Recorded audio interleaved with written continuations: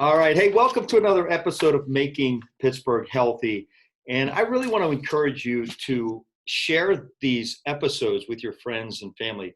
Our goal is not only to make Pittsburgh healthy, it's to make this world healthier. And please, please, please give us a review. Go on, send me your critique of the shows, how I'm doing. If you want new guests on the show, new topics, I'm open for anything. You know, our purpose is to educate, inspire, and provide practical applications to improve our health in not only our community, but the world. And today we have Theresa Nicole. You're going to have a lot of fun. She is upbeat, energetic, registered dietitian nutritionist, transformational nutrition coach, founder of Pure Healthy Body. She is a healthy cooking expert, fitness lover, blogger, entrepreneur, and most importantly, a mom. So Theresa, we have all that in common, except I'm a dad, I'm not a mom. And she was addicted to sweets, and she's going to tell her journey from the sweets, which we all are, Theresa, addicted to sweets and all that fun food that we love that kills us, to where she is now and making a complete transformation in the Pittsburgh area and around the world. Theresa, welcome to the show. Tell us a little bit about yourself, what you like to do for fun, and what gets you up in the morning. Yeah, thanks so much for having me. I'm so excited to be here today. So I am a single mom to a 6-year-old little boy, and I'm originally from Texas. I was born and raised in Texas, and then I moved to Pittsburgh for school, and then I ended up staying here. What helps me get up in the morning is knowing that I can help people improve their diet and lifestyle habits so that they can feel healthy again and get their life back. I love educating on the importance of nutrition and seeing people's lives change. So for fun, I love to travel in my spare time. I love going to beautiful beaches like once or twice a year and just walking on the sand, being barefoot, doing some grounding, and just reconnecting with nature. So yeah, that's one of my favorite things to do for fun. So earlier this year, I got to go to Aruba with one of my best friends from Texas. We're always planning our next travel adventure. And then last year I was in Cozumel for one of my good friends' weddings. And then the year before that I was in Cayman Islands. And then the year before that I was in Turks and Caicos. So I love going to beautiful beaches and traveling in my spare time. That's what I love to do for fun. So I love it. I share that same passion. There's nothing like walking on the beach or getting there before the sun comes up, and just the peace of it. It's a connection that you can't explain. Well, let's dive into, you were addicted to sugar, and hopefully at this point you're not addicted to sugar. You got control of it. That's what your coaching and your nutritional coaching is about. Tell us how you got there. I mean, when did you discover you were addicted to sugar? When was this light bulb moment that you said, oh my gosh, I've got to change? Because everyone listening, I'm sure on the show, is saying, oh gosh, I'm addicted to sugar. How do I get out of this? Do I stop immediately? Is it a 10-step process? How can we help the listeners? So what's your story? Yeah, so, I've been studying nutrition for over a decade now, and I've always been interested in it, really my entire life. I always had a knack for nutrition, but my diet was nowhere near perfect, and in my early college years, my health took a downward spiral. I was addicted to sweets and sugar. I remember trying to eat healthy foods, like I would eat like vegetables, but I was eating a lot of sweets. I really didn't think it was bad for me. I remember some of my addictions. This is kind of embarrassing, but I would eat candy popcorn. There was a popcorn place near my university, and I would walk across the street from a university, and I would buy like these big bags of this candy popcorn. It was like rainbow colored popcorn, full of sugar and artificial ingredients. I was addicted to it. I would eat it a lot. I would eat it probably almost every day. Sometimes I would eat it as a meal, and I really thought that it wasn't that bad. I thought, oh, it's just popcorn. It's low calorie. It's not bad for me. But, I had a lot of health challenges. And at age 23, I was diagnosed with a chronic illness. And I remember feeling like my life was over because I was in so much pain, and I knew that I couldn't continue to live like this. I was going to a lot of doctors, and I just felt like I wasn't getting the answers I needed to get better. And so I started to eat, breathe, and live nutrition. And I completely changed my diet and lifestyle habits, and I started getting better. And today I've completely reversed my chronic illness, and I'm confident to say that I've restored my body with food and nutrition. And so I decided to turn this passion of mine into a career, this passion of nutrition that I have. And in order to get off these sugary sweets, I knew that that was the first thing I had to do. And so I knew that the first thing that I should try and do is start replacing these sugary sweet foods with fruit, because fruit is also sweet, but it's naturally sweet. It doesn't have that refined industrial sugar that's not good for us. And fruit has vitamins and minerals. It has fiber to help you feel full. And it also has water, like a high water content to help with hydration. And so every time after dinner or lunch, that's when I would get that sweet tooth, when I would get that sugary sweet craving. And so I would grab a piece of fruit instead of something with added sugar. And so that was the first thing I did. And this really did improve my sugar cravings. And then the next thing I did was I tried to improve my gut health, because there's this thing called the gut-brain connection, where our gut health affects our brain health. And when we have bad microbes in our gut, that can actually drive us to eat more refined carbohydrates and have cravings for sweet foods, because these bad bacteria actually feed on sugar. And so when you first start to give up the sweet foods, sometimes these bad bacteria will actually start screaming out to feed me sugar. And then the next thing you know, you're going to your freezer for some ice cream to get your fix. And this is really just a symptom of bacterial overgrowth. So I knew that once I was going to improve my gut health, that these cravings would be reduced. And so I started to take a probiotic in the morning before breakfast, just to help improve my gut health and get some really healthy gut bacteria, and helping to remove the bad bacteria in my gut. So probiotics are a type of bacteria that are found in fermented foods like yogurt and kefir, and they aid in digestion, they improve absorption of nutrients, and they help curb those junk food cravings. So those are some of the things that I did to help curb my sugar addiction. And yeah, I'm happy to say that I don't get those sugary sweet cravings anymore. And you know what was wild when you said at age 23 you had a chronic illness, and it is our lifestyle is set up by the time. I mean, they're giving sugar bottles to babies in hospitals. It's crazy. The first foods are sugar.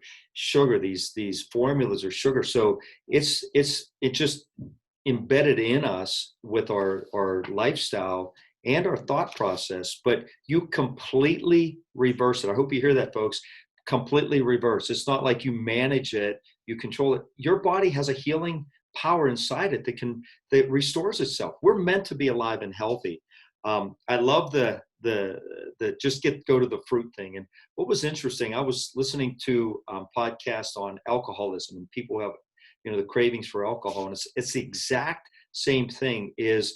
And they explained this, where if you have a certain food that you like, or a certain, in this case, alcohol. So if your thing is beer, let's say a certain dark beer, if you see a picture of a tequila, doesn't do anything for you. If you see a bottle of vodka, it doesn't do anything to you.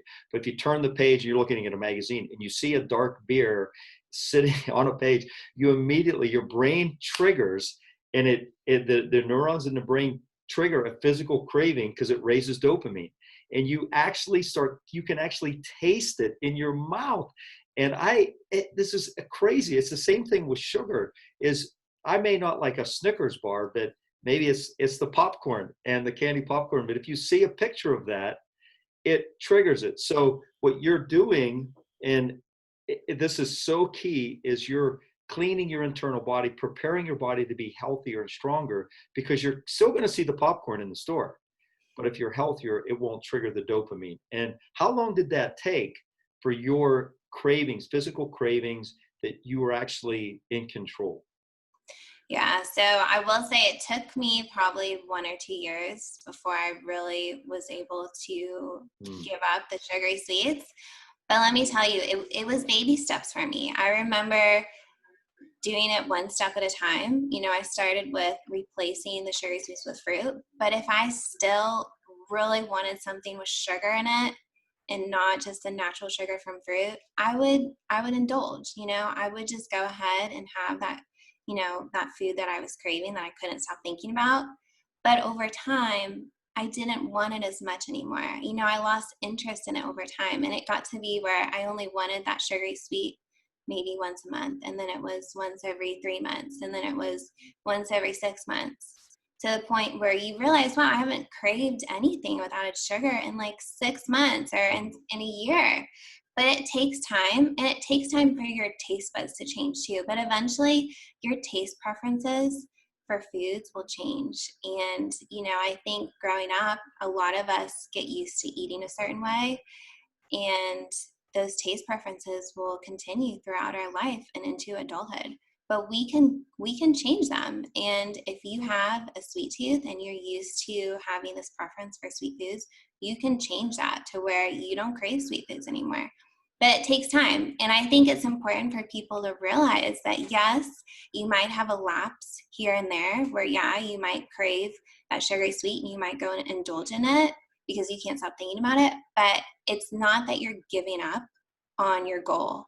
It's that this is a learning experience. And every time you have a lapse, it's just helping you to grow as a person and learn more about these experiences and what you can do differently next time. And it's totally natural to have a lapse here and there in any sort of diet plan or any sort of nutrition program or any sort of lifestyle goals. Yeah, I agree. I think if we hold ourselves at the 100% mark, and it's either all or nothing. And I hear this from patients all the time. They're like, I just can't eat like that. So they give up completely. I'm like, no, no, no, no, no. Just eat less of it. Start moving in that direction. And what drives me crazy, and I'd like to talk about mindless eating. You have some advice on this? Is, I see these people drinking pop soda, that 20 ounces. The jugs are getting bigger and bigger. And they're up to maybe 70 to 80 grams of sugar. Well, there's 4 grams of sugar per teaspoon. So when there's 80 grams of sugar in your drink, that's 20 teaspoons. Can you imagine, Theresa, if I gave you a glass of tea, iced tea, unsweetened, and I said, here, let me sweeten it. I put 20 teaspoons of sugar. You would look at me and say, are you insane? You would dump it out. But yet I think that's like mindless eating, mindless drinking. We're using this because it tastes good, but 80 grams, that's enough for the entire week. So let's dive into this. Mindless eating. What is this? How do we get our mind starting to think the right way? Because it has to come from our mind, like you did. You were on a mission. You were sick of being sick. You were on a mission, but something triggered. How do we start this process? Yeah, so mindless eating is a real problem. And I mean, I definitely have done mindless eating even as a nutritionist. It's so common. We all do it. But it's basically when you never just sit down and eat. You're always doing other things. You're either watching TV while you're eating, you're getting work done on your computer while eating, you're scrolling through social media sites, or you're texting. Maybe you're reading a book while you're eating, or even eating while driving. And the problem with this way of eating is that we never really feel fully satisfied. We may feel full, but not satisfied. And if we don't feel satisfied, then we're just going to keep eating. And this can lead to overeating. And so I feel like mindful eating is so important and something we can all do to become more aware of our hunger cues and our fullness cues to guide our food intake so that we know when we're truly satisfied and when we can stop eating. And there's actually a ton of research on mindful eating that shows that when we eat mindfully, that it improves our eating behaviors. People that eat mindfully actually eat less food. They don't overeat. They feel more satisfied after eating. Mindfulness has also been shown to decrease emotional eating and binge eating. And teaching people how to mindfully eat has actually been shown to be an effective treatment for bulimia and binge eating disorder. So there's so much research on mindful eating, and I think it's a great tool that we can all have. Mindfulness has also been shown to reduce blood glucose and triglyceride levels. It's been shown to reduce insulin resistance, and it's also been shown to reduce stress-related eating. So I'm a big fan of mindful eating, and I can tell you that this was so hard for me to do. And I think it's really hard for a lot of people to do. But again, it's baby steps, and it's finding different things you can do to improve your lifestyle habits and just doing one thing at a time. Let me ask you this, because I feel like this is me at night. I get home, I eat very clean most of the time. And even at night when I snack, it's usually healthy snacks, or I'll eat some fruit at night, which I don't like doing. But I find that I have a half hour, I'll sit down and I'll read, or I'll watch something besides news on TV, something probably stupid and entertaining, but maybe for a half hour, or I'll get on my computer and do some research. And I find that even after dinner, I want to munch on something. And I'm like, why do I do this? I don't want to munch on anything all day long. I could, I could do intermittent fasting all the way to 2, 3 o'clock and be adjusting patients and working on my farm, workout, nothing until nighttime. So is this what you're talking about? I'm curious, what would be a first step? Because I think a lot of people will relate to this and say, oh my gosh, that's me. They eat a whole bag of chips, or they, sit down and they have a whole bowl of ice cream or a whole pint of ice cream without even knowing what they did. And then they pull their hair out afterwards. Yes, this is definitely mindless eating for sure. I think a lot of us, well, I think one thing at night, because I've had clients tell me the same thing, where that they will get the munchies at night. And I think a lot of times at nighttime, our body's telling us we're tired and it's time to get ready for bed, but we don't really want to go to bed. We want to stay up a little longer. And so maybe we just need that extra energy. And so, eating will help give you some extra energy. So I think sometimes it has to do with maybe our sleep, and maybe it's better for us to just try and wind down at night and get ready for bed and have like a regular sleep time. But also, when it comes to mindless eating, a really common cause of this is boredom. When we don't have enough things to do with our time, then it's easy to just emotionally eat and eat out of boredom. And so I think if we have a hobby, or we have like personal interests that we can do each day to fill our time, this is going to reduce our likelihood to want to eat out of boredom. I know for me, what I love to do a couple of days a week is I love doing Pilates. I take Pilates classes a couple of days a week. I love cooking, and so I'm always trying to find new recipes that I can make each week when I'm meal planning. And then I love having play dates with my son's friends. I also love going for a walk out in nature, and just, I think being out in nature can help just reset your mindset and improve your positive energy so much. So I think it's important to find things that we love to do and then put them in your schedule so that food is not the main enjoyment in your life. And then once you do something that makes you feel good, then you're less likely to want to indulge in that food. And so I think a lot of times people, they get in the habit of just going to work and then coming home and maybe not having interests or hobbies to fill in the rest of their day. And so they'll just end up watching TV, and then they'll just end up eating while they're watching TV because they're just bored. They're just eating out of boredom. So I think just finding activities and things that you love to do to fill in that spare time will help reduce the boredom and the emotional eating.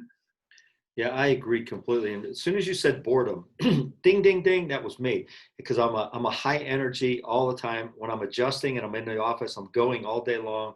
I have a farm, so I'm working out in the morning. I'm always active. As soon as I sit down and I do some paperwork, I'm bored. Even though I'm typing and researching and putting stuff together, and I always find I want to reach for something to munch on it. That ADHD personality in me. It's like, oh my goodness. So, and I totally agree with you. When we're working out, when we're exercising, I think another key with that, I mean, we're changing our mind, our physical body, is how we dress, how we look. I always tell my patients when I'm, or my friends when I'm working out, I always put on like a tank top and something where I feel like I'm about 20 pounds heavier and just a massive stud at 22 years old. And my kids laugh at me. They're like, Dad, you're not that big. I said, I know that, but it's my mind. If I can visualize that, I'll work out harder. And then it will make me not want to eat the junk later because I feel good about myself.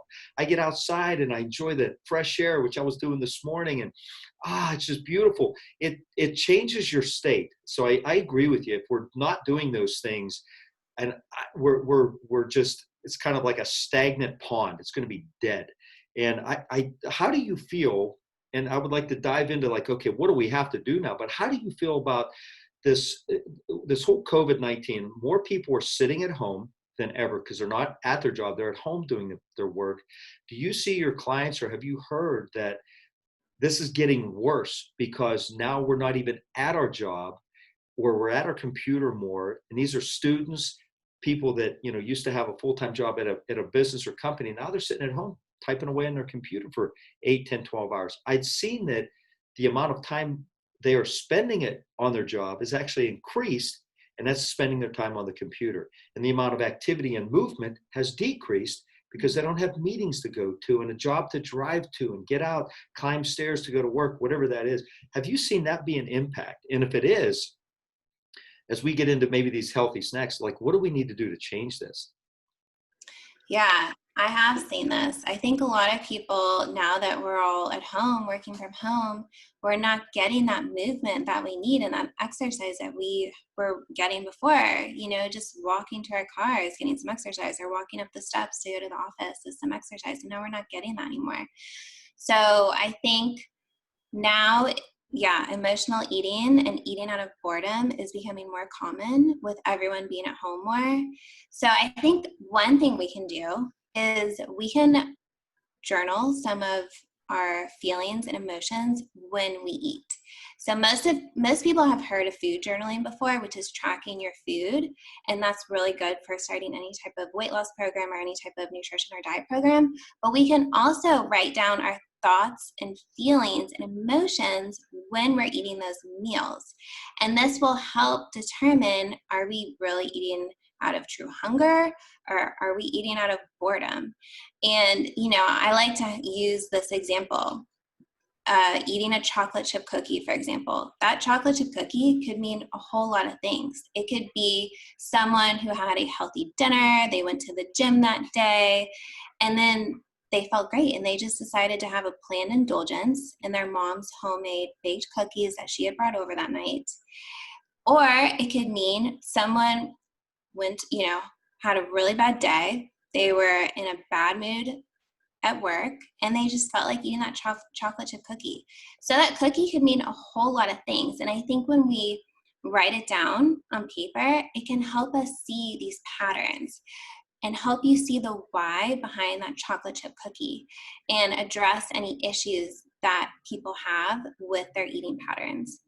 So I think that that's a good tool that we can use, especially while we're all at home a lot more and we might be eating out of boredom.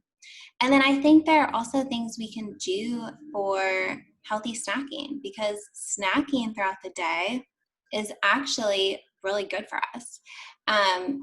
What I always tell my clients is anytime you leave your house, you always want to bring healthy snacks with you, because you never know when that hunger is going to strike, and you don't want to be in a situation where you have to choose gas station food, fast food, or snacks from a vending machine.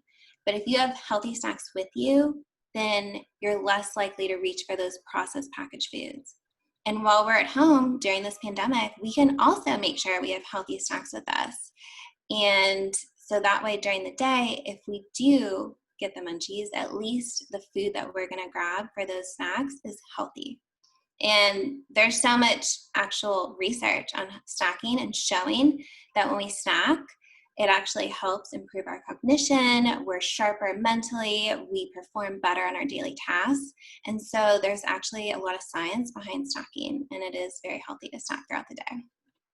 That's interesting. I haven't seen that, and I'm going to ask you that. I love the bring the healthy snacks with you. There's not a time that I usually don't go. I put something in a Ziploc. Or what's really cool, what God created, these prepackaged foods are called fruits and vegetables. I'll eat a green pepper and I'll eat it like an apple, and people look at me and they're like, "What are you doing?" I'm like, "Well, the seeds are in the middle. I'll just throw that out when I'm done." I'm like, I'll hear you're crazy. I'm like, what's crazy about eating a pepper just because I didn't slice it? I mean, we have to get away from this mindset And what you said there is huge, because people leave their homes. You're leaving your home, you go to work, wherever you're going, you don't have anything. And then as soon as you said gas station food, I was like, oh, I cringed. I'm like, that there's so many chemicals in those food. There's nothing healthy in a gas station. They're trying, but I mean, it's like, oh, that's the worst of the worst. And as soon as they do that, as soon as you actually start putting those foods in, ding, ding, ding, there goes more cravings. So now you're like, okay, well, I might as well get a slushie with this as well, and then load up on frozen sugar. But when you said there's a lot of research in snacking is good, being better with tasks and mind cognition, what are those? I haven't heard that. I'm really curious. How does that affect our mind like that? Yeah, so here's the thing. I think a lot of us get in the cycle of waiting many hours between meals, where by the time we get to that next meal, we feel so hungry that we just stuff ourselves. Hmm. And when you're hungry, you're more likely to make bad food choices when you're absolutely famished. So what the research on snacking shows is that if you have healthy snacks throughout the day for in between those meals, it helps keep you satisfied, it helps keep your blood sugar more stabilized, and it helps maintain your energy throughout the day. There was actually a study done on snacking and heart health where they gave two groups of people the same diet, but then they had one group who had healthy snacks throughout the day, and the group who had the healthy snacks throughout the day actually had a reduction in their LDL cholesterol by 14% and a reduction in their total cholesterol by 9%. So there is research out there on snacking, and it can be a tool that we can all use to help prevent that overeating once we do get to that next meal, so that we're not starving by the time we get to dinner or even lunch. A lot of people skip breakfast in the morning because some people just don't feel hungry when they wake up, and they're like, well, I don't need to make anything for breakfast, so I'll just wait till lunch. And then by lunchtime, you are starving. And that's whenever you make the bad food choices, and you're more likely to overeat when you're famished. So having some healthy snacks with you, for that mid-morning, maybe around 10 a.m., whenever that hunger comes in, that'll help get you to your next meal, which would be lunch, so that you don't overeat and don't make the bad food choices. Is that something that they should eat, like, let's say 10 o'clock? Let's say they have breakfast at 7, go to work at 10 o'clock. They're really not hungry, but they have a healthy snack there. We're going to go through some healthy snacks, like a healthy day in a minute. But should they eat the snack even though they're not that hungry, because that will set up a healthier lunch? And I totally agree with you. If especially if your body's full of toxins and you're eating a lot of processed food, by the time you're hungry, all that poison is going through your bloodstream. You feel miserable. You're going to eat 2.5 times what you need to eat. You just eat anything, and you'll crave the junk. You'll crave the breads. And as soon as you eat it, it triggers that. It's the saying, never go to the grocery store hungry. I mean, you go full. You eat your meal, then you go to the grocery store. You'll buy a lot of healthier food. So should we eat the snack 10 o'clock, maybe 3 o'clock before we go home, even though we're not hungry? And then why don't you run through a day of a good, healthy day? What would that be?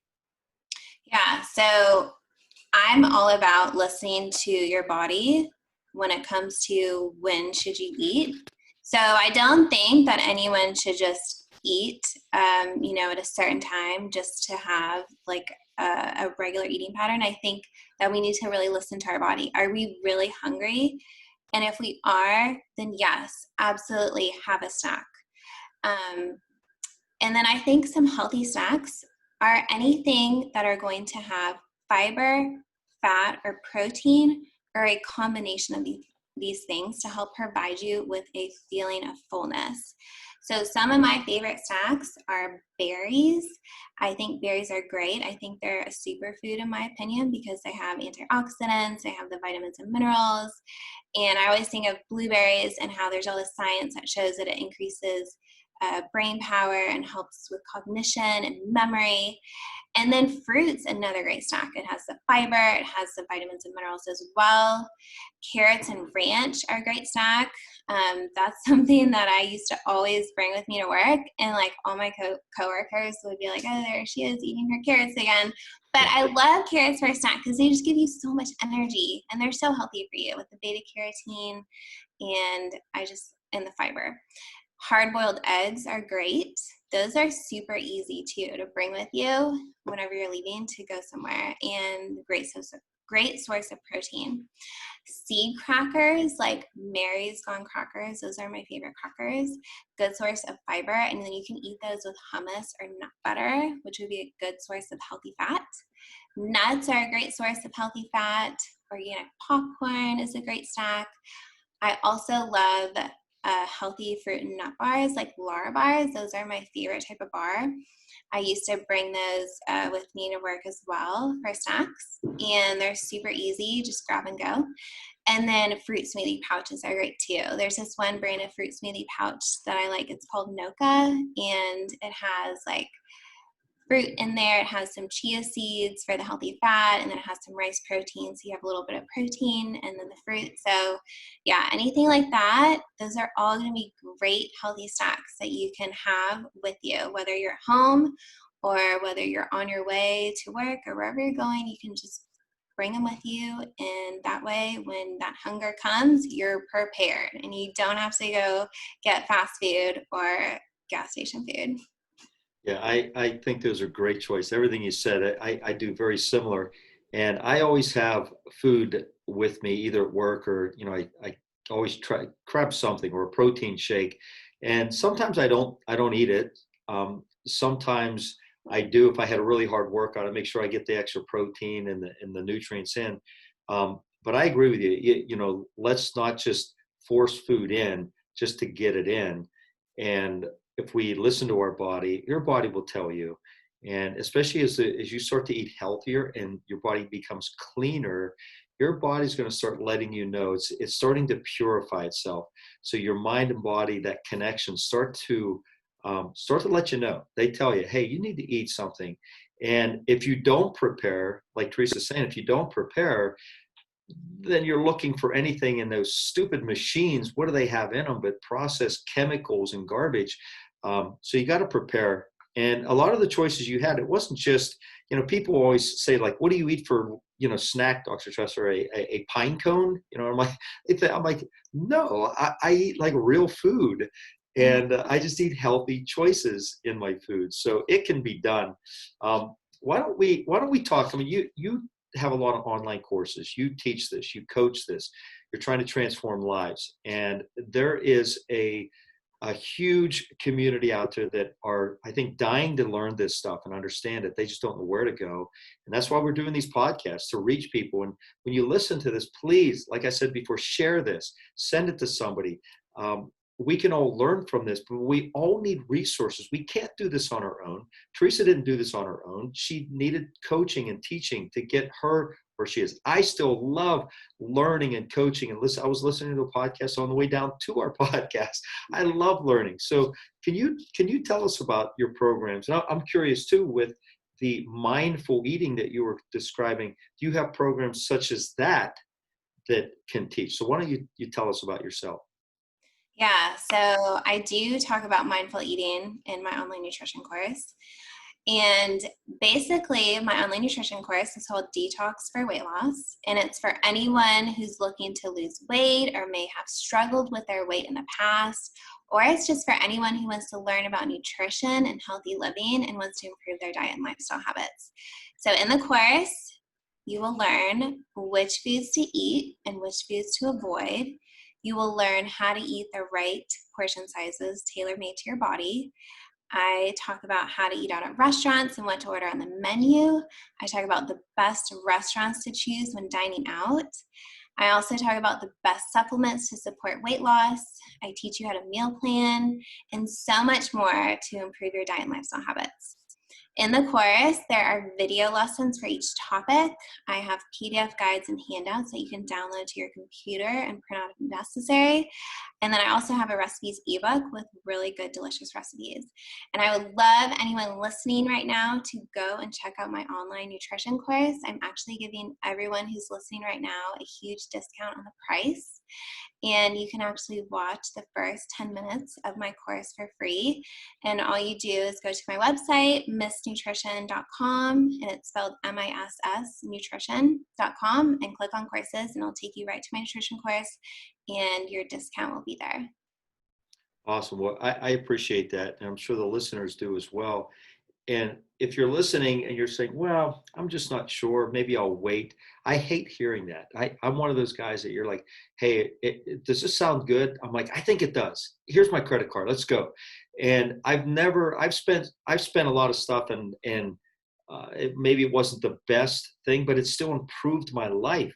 And your health, if you lose your health, can you imagine at age 23, if you didn't beat the chronic illness, where would you be now trying to raise your son? It wouldn't be the same, and I have 5 kids, Theresa, and my kids are older. My youngest is 16, and I can still do everything physically with them and do things, and I'm there. I have a lot of fun with them, but I put a lot of time and effort and education and action. Do you hear that, folks? Action. You don't get anywhere without action.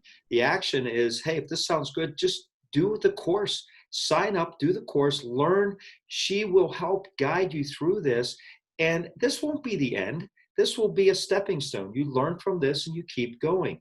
But if you sit on the sidelines and watch, that's all you get. You get to watch. I'd rather play. I'd rather jump in and play and have fun and grow through it. Anything else more on that, Theresa, on your Yeah. programs? So I'm actually looking for new students right now, and anyone is welcome to join me in my new course. You can just go to my website and check it out, and I'm happy to help with anything with signing up and during the course as well. You can send me messages during the course if you have any questions.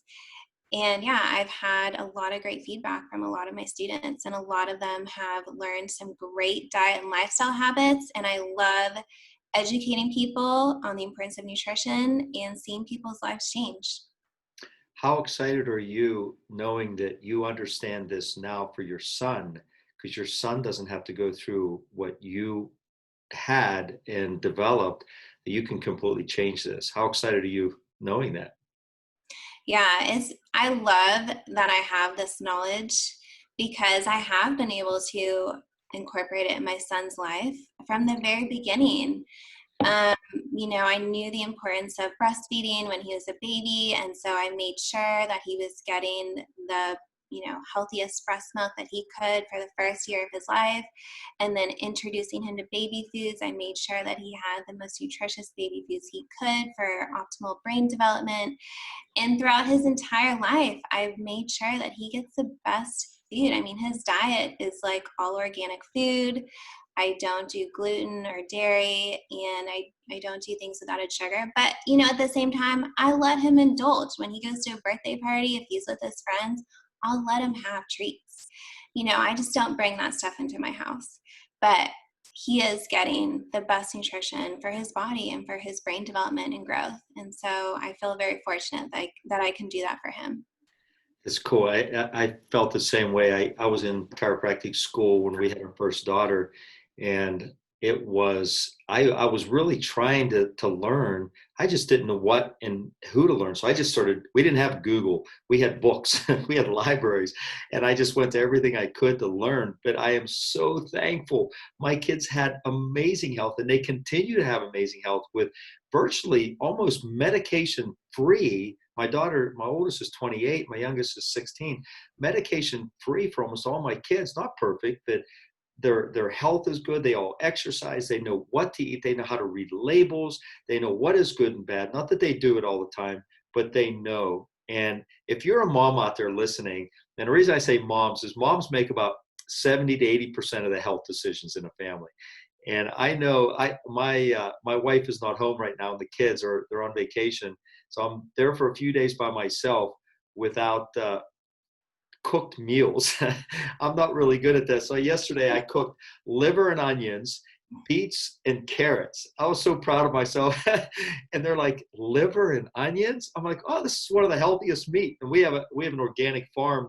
We raise grass-fed cows and lamb. So I know it was grass-fed lamb liver. So I know it was completely good. But that's about as good. I'm not real good at that.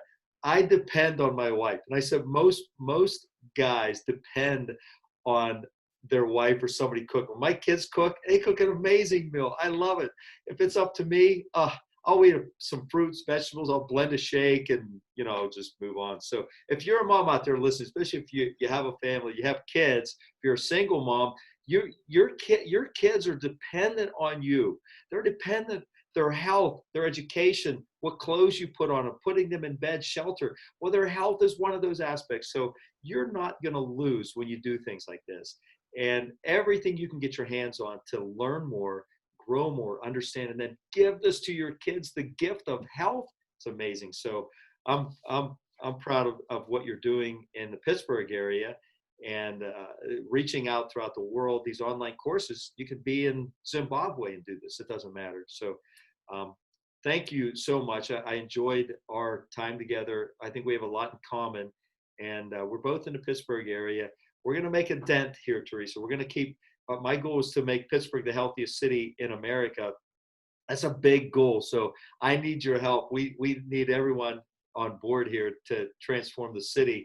And I thought even if we can get close, other cities can look at us and say, what are they doing over there? And we can make an impact on others' lives. So let me ask you this as we close, any fun, crazy plans for the future?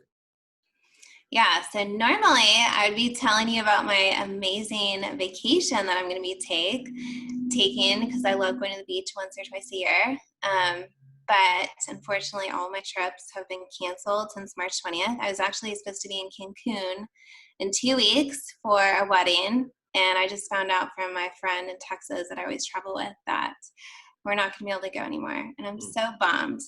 So this year hasn't been the best year for travel, unfortunately. But yeah, normally I'd be telling you about my next amazing travel adventure coming up. But yeah, unfortunately, all my trips have been canceled this year. So we'll soon get out and be able to travel around the world. Absolutely. So until then, we hang tight and have fun with where we're at. So we've been having amazing Pittsburgh weather this year, unlike anything I've ever seen. It's really nice and warm. We just need a little bit of rain. I can't even believe I'm saying that, but awesome.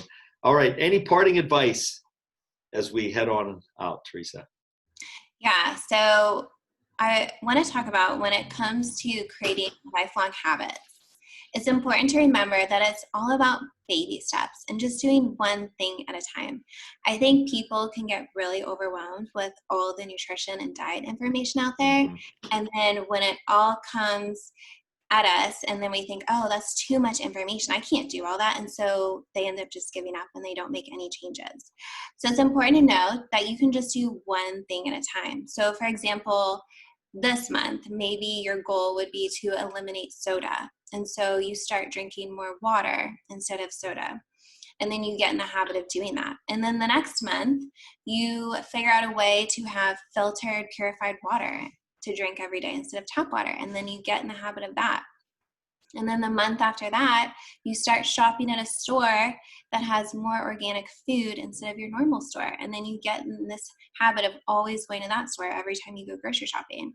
Or you decide to take a walk 1 or 2 days a week to get some exercise. And these all become a part of your daily life and your daily routines. But it's just making small changes and doing one thing at a time.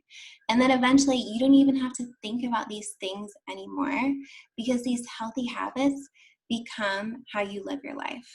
And so I think it's just important to understand that making lifestyle changes starts with just baby steps and doing one thing at a time. I couldn't have said it better. I say the same thing to our patients. And, once you lock in a habit, just don't let go of that. Just make it a habit and that's done. And then you keep layering it. And like Theresa said, after a year of this, even if it's one habit a month, that's 12 powerful habits. That alone will transform your life. but it starts with action. It starts with a plan. So I encourage you to head on over. We'll have all the show notes and Theresa's page linked to the show notes. Just click on it. You'll go right to her page. You do get a discount for a program. So if you're interested, please just go there. If you're even remotely thinking of it, just jump on and just do it. And you won't regret it because your health will thank you. Your body will thank you. So Theresa, thank you so much for being on the line. I had a lot of fun. We share the same passion and energy. So thank you. Yeah, thank you so much for having me. It was so much fun talking with you today.